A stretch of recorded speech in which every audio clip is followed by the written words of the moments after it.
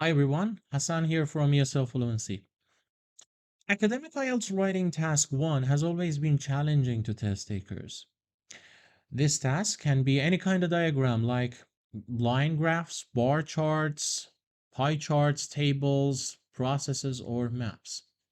We've already talked about the ones with numbers, but in this video, we are going to analyze a map from Cambridge IELTS book number 20 and write a full sample for it. Let's get started.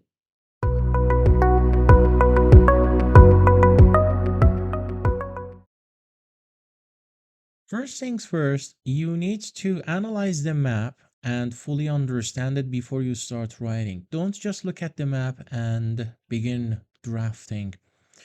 For example, let's take a look at the information IELTS has given us. The plans below show the site of a farm in 1950 and the same site today.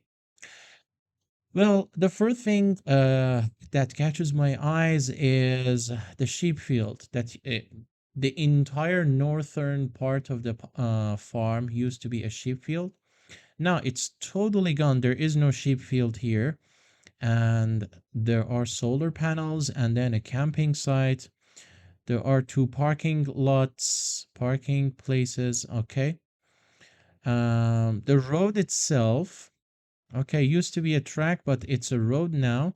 This is a kind of detail many test takers miss. This is an important change, so you need to mention that. If you don't, talk about okay, tracks having been upgraded to a road, your task achievement is going to take a hit. And also to the south, these fruit trees, okay, these fields have been left almost untouched. There is just a farm shop over here. Okay. The shape of the road has been remained almost untouched. There is just a barn, new barn here over here. Chicken field is the same. Farmhouse untouched. Barn. Okay. Okay, there is holiday cottages over here. And also take a look at the river.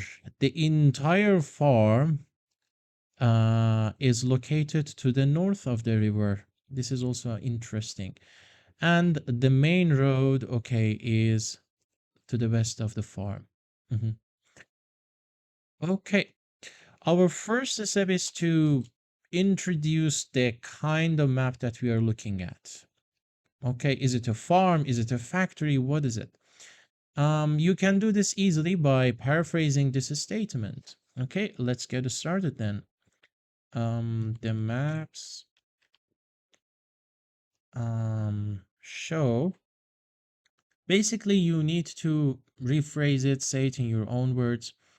The maps show how. Okay, what is the name of the Beechwood? Yes, Beechwood Farm.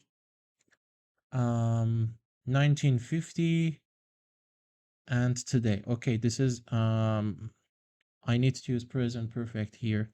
So has changed since 1950. Okay. Any kind of information I should include in the introduction? I don't think so. Okay, that's enough. So, okay, that tells the reader what the kind of map we are looking at. So, let's talk about our overview. All right. In the overview, you need to talk about the entire map in a concise way and include all the important changes. Otherwise, your task achievement is not going to see band 7 and above. So, take a look at the type of changes. For example, the place used to be just for farming. But right now we have solar panels and we have camping site, holiday cottages. So we call it diversification, diverse farming, or something like that. So it has different purposes. here. So that's the most important, that's the biggest picture that I can talk about. So overall, the farm has shifted. Yeah, shifted from, okay, it used to be just for solely um yeah, solely agricultural site to one that now mixes farming. Yes, there's still farming, a lot of farming going on, but with also with tourism. And also, okay, there is also a solar farm then, renewable energy and new renewable energy. Okay, this is the biggest picture that I can come up with, but I need to be a little bit clearer, talk a little bit about the type of changes. Okay, although, um, okay, some fields have been remained, okay, unchanged. Several, okay. Mhm. Several original fields remain. Okay. New features such as, okay. It is also a good idea to talk about some of the names of some of the changes that have happened. I'm not talking about little details like where they are, what they have replaced. Okay, these little details are going to come in our body paragraphs. I'm just talking about naming a few of them, okay, to give a big picture.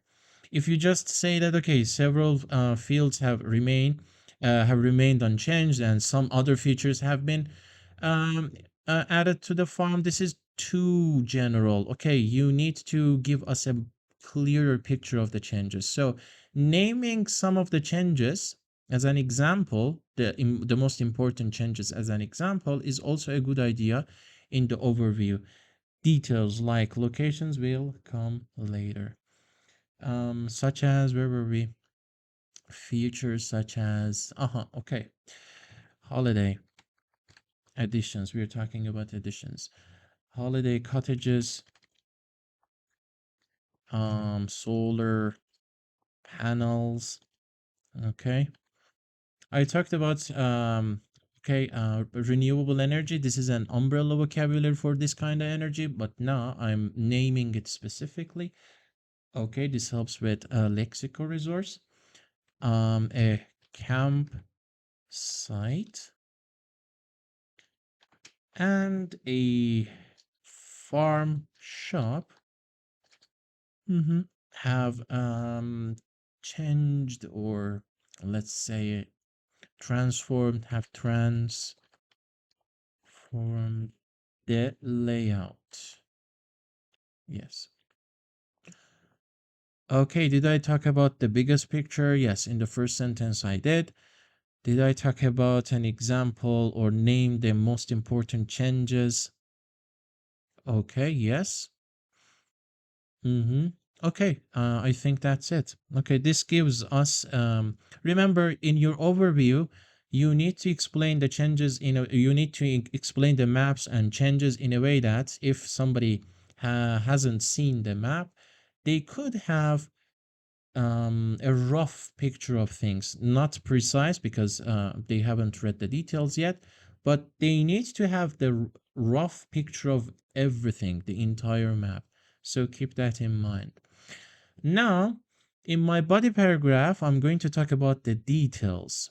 And on maps, your topic specific vocabulary is locations, location phrases and words like, okay, across from, between, and compass vocabulary like, okay, north, south, northeast, west, or and things like this.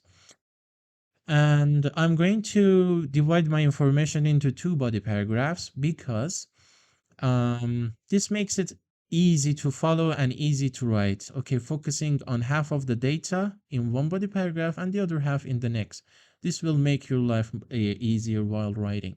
So, what should I do here?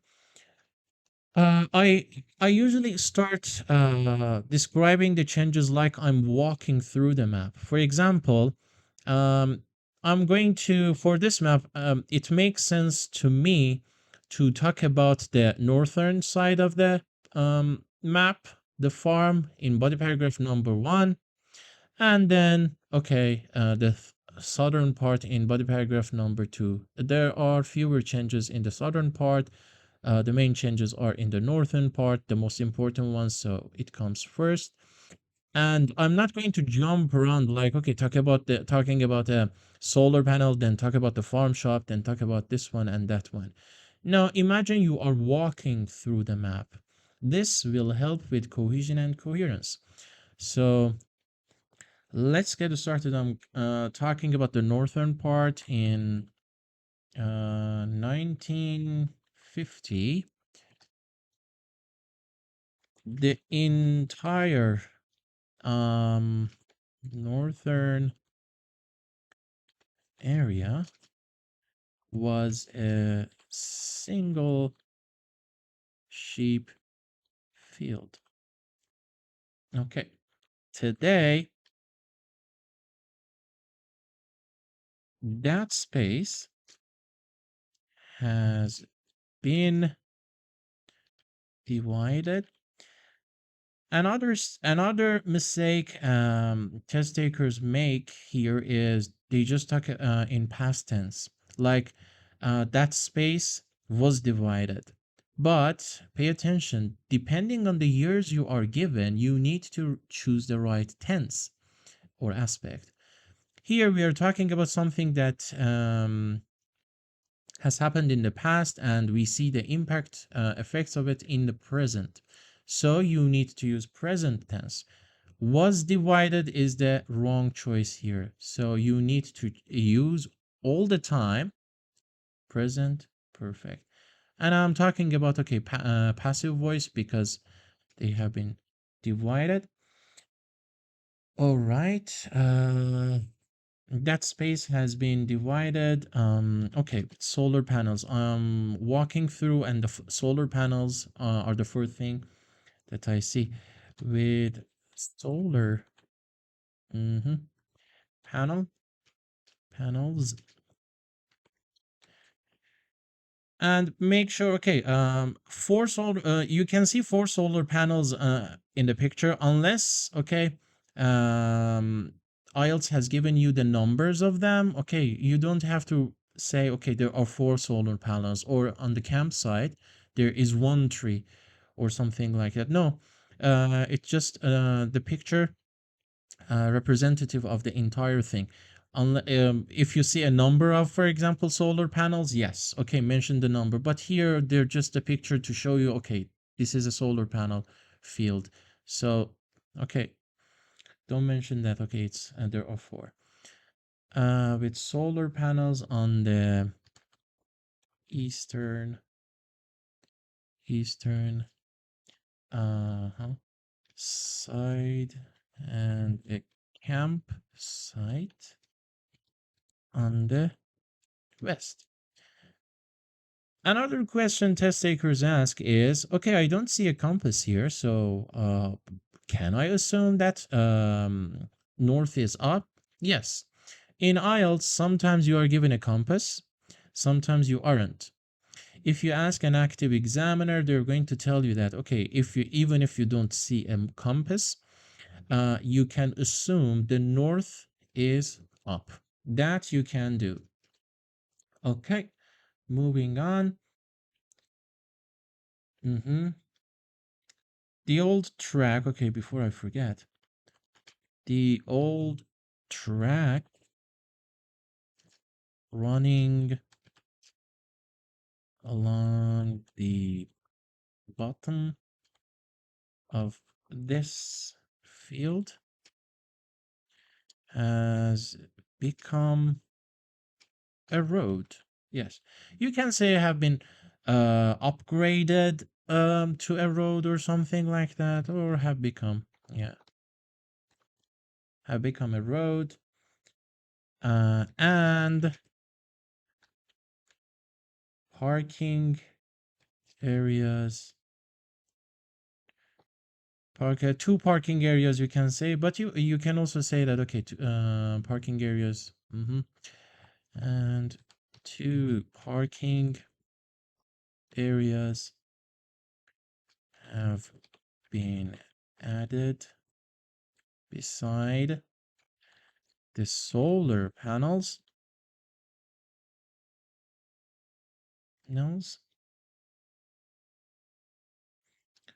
Or okay, I don't want to repeat solar panels all the time. Solar farm. Okay, you can also use for solar farm there. And again, where this new road meets the older route. You can say main road. I don't want to repeat road here. Older route in the northwest. Okay, is there anything else to the north of the road we need to talk about? Yeah, pretty much I covered it. Okay, now I want to ease into the southern part. So I need to use a transition to in my second body paragraph. It helps with cohesion and coherence. Now, across, okay, as I said, location words, location phrases are your topic specific vocabulary. So across from is actually your target vocabulary. Don't forget that. Across from the second parking area. A farm shop. A farm shop has been introduced. Introduced. Okay, it's a change, but the fruit trees behind it, soft fruits and vegetables, okay, pretty much unchanged. So this is a contrast. While the nearby, okay, nearby fruit trees, okay, or the fruit trees behind it, okay, you can fruit trees, and the soft fruits and vegetable plots, to the south. Okay, so we are moving towards the south. To the south. To the south. Have stayed almost untouched. Almost untouched. Yes. Because okay, a little part of fruit trees field is a farm shop. So almost untouched. Okay, Now the triangular road, okay, and we are on the vegetables field. Okay, the former the former here means it used to be there, okay, but it is not there, okay, because it has been upgraded into a road, not a track. The former triangular. Okay, these are little specific details good for band 8 and 9. If you just say a junction, oh, it is good. But a triangular, talking about the shape of it, or circular, okay, square, okay, talk about the talking about little details is actually good for your lexical resource and also task achievement. The former triangular junction, um, and when I introduce it, I need to talk about its location as well, because locations are like locations on maps are like numbers in, for example, in a line graph or bar chart. You need to mention that. You need to be clear about the location. And if you take a look, that junction is almost in the middle of the field. You can say that. Almost in the middle of the farm. Uh-huh. This is extra information. That's why I put it in between two commas. Uh-huh. Uh, it means we can remove that, but it's extra information. Okay. To be more detailed here. Most, middle of the farm. Now, there is a barn here. Provide, yeah, okay. Provide access to a newly built barn. Okay, it was empty, okay, there, so it's a newly built. Okay, it has been built there. Newly built barn and location. Okay, I introduced the barn, the newly built. Okay, where is it? To the south. Always be clear about the location of things. Next to the chicken field. Okay, chicken field has always been there, okay, in 1950 and now, so it's untouched. Again, long standing long standing chicken. Yeah, we can say chicken. Okay, there could be. Okay, it's a specific area. It's not like an open field like sheep. So there is a boundary. You can say chicken enclosure. Chicken enclosure. Okay. Um, Now we are moving towards north a little bit. We are in the south, but to the north of the chicken enclosure. Okay, moving. As I said, imagine you are walking.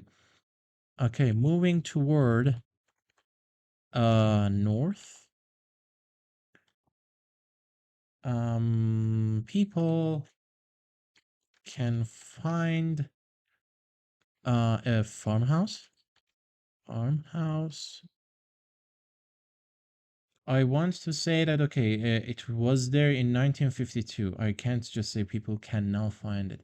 That has remained in place. See, okay, I'm using different ways of saying this hasn't changed, or this hasn't been removed, or something like a long standing. Now I am using a relative clause here, has remained in place, or something like that. So these little things are structures or vocabulary items that you need for band 8 and 9 actually. So the more flexibility you have, the higher your band score. That's basically the gist of it. Has remained in place. And now we are talking about the barn and the old barn. Okay, I want to mention that. Okay, the old barn that used to be there. Okay, old barn. Beside it has been converted into a into, okay, cottages. Okay, to holiday cottages. Okay, all right. And is there any, okay, river? Yes. If you take a look, okay, river is like a boundary. Okay, you can say that the river to the south of everything. Okay, is like a boundary that starts from the east, stretches all the way towards the west, crossing the main road, something like that. Okay, let's see. How can we put it? Finally, I left it to the end because, as you can see, it goes through the entire south of it, so it's perfect for a finish to finish our paragraph.